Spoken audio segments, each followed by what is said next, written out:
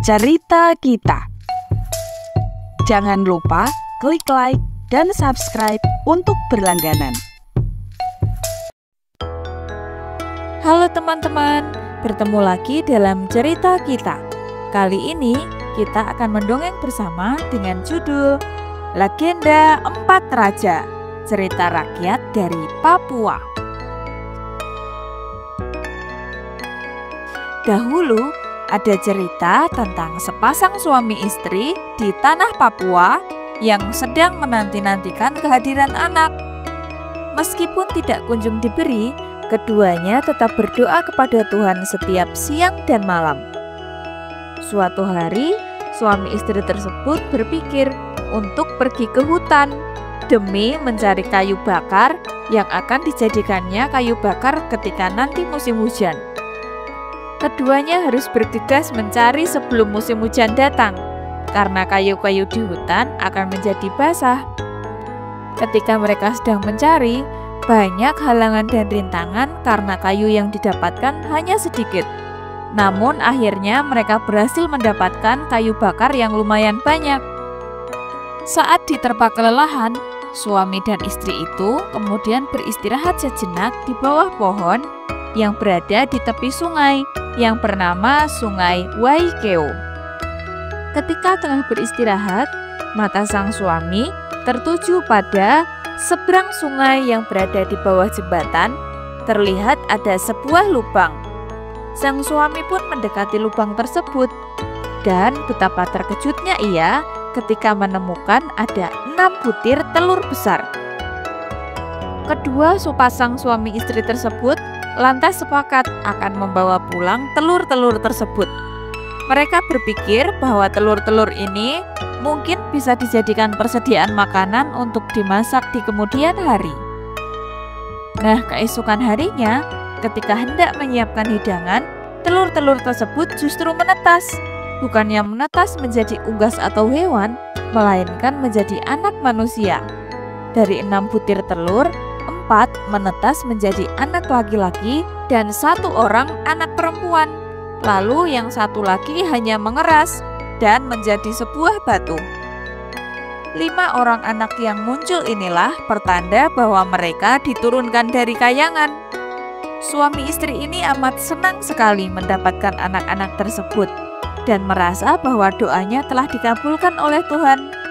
Mereka pun berjanji kepada Tuhan untuk merawat dan membesarkan anak-anak mereka dengan baik.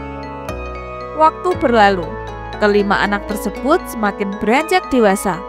Mereka dikenal sebagai anak-anak yang rajin bekerja dan berbakti kepada orang tua. Semakin dewasa, kelimanya semakin giat membantu kedua orang tuanya agar mereka tidak perlu bekerja dengan susah payah. Oleh karena itu, bukan hanya kedua orang tuanya, masyarakat desa dan sekitarnya turut mengagumi kebaikan anak-anak ini. Di tengah kebahagiaan mereka, terjadi sesuatu yang membuat keluarga ini agak kecewa.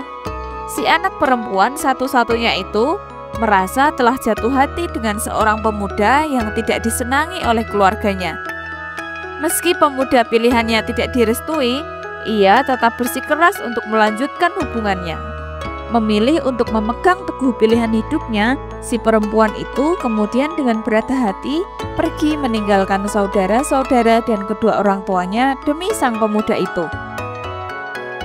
Tahun silih berganti, sang ayah semakin beranjak rentah. Tibalah hari yang sudah dinantikan oleh sang ayah untuk keempat putranya. Sang ayah kemudian memanggil keempat anak laki-lakinya untuk membagikan warisan yang selama ini telah mereka dapatkan dengan susah payah. Ternyata masing-masing anak dihadiahkan dengan 1 buah pulau. Pulau-pulau tersebut adalah Pulau Waikeo, Pulau Salawati, Pulau Lilinta, dan Pulau Waiga. Sang ayah berpesan agar mereka selalu menjaga pulau-pulau tersebut dengan segala isinya dengan baik. Nah, keempat anak-anak tersebut kemudian pergi dan menetap di masing-masing pulau yang telah dipercayakan oleh sang ayah. Semakin hari semakin dikenal sebagai sosok yang tekun dan bijaksana. Hingga sang ayah akhirnya meninggal dunia. Masing-masing anak tersebut kini telah berkuasa. bahkan menjadi raja atas pulaunya masing-masing. Pulau-pulau tersebut tumbuh subur dan makmur. Penduduk di sekitarnya juga hidup bahagia dan sejahtera. Nah, dari sinilah kemudian lahir nama Raja Ampat, yang berarti 4 raja. 4 orang raja yang berkuasa atas gugusan pulau yang subur dan sejahtera. Nah, sementara itu, sebutir telur yang menjadi batu sampai hari ini masih dirawat dan dijaga oleh penduduk setempat. Batu itu juga diperlakukan oleh masyarakat sekitar layaknya seorang raja. Penduduk memberikan ruangan tempat bersemayam lengkap dengan dewa penjaga berwujud 2 batu tegak atau menhir di sisi kanan dan sisi kiri pintu masuk. Batu yang hingga kini masih disimpan di situs kali raja itu diberi nama Batu Telur Raja. Untuk menjaga kesuciannya, batu bernama Kapat Nai ini hanya dapat dilihat setahun sekali pada saat upacara penggantian kelambu dan pemandian yang hanya boleh dilakukan oleh keturunan raja. Nah, itulah tadi dongeng untuk kali ini. Pesan moral yang bisa kita ambil dari cerita ini yaitu sikap sabar dan rajin berdoa harus selalu kita miliki, karena segala sesuatu sudah digariskan yang terbaik oleh Tuhan. Selain itu, kita juga harus patuh kepada orang tua untuk saling menyayangi dan bisa hidup rukun antar saudara.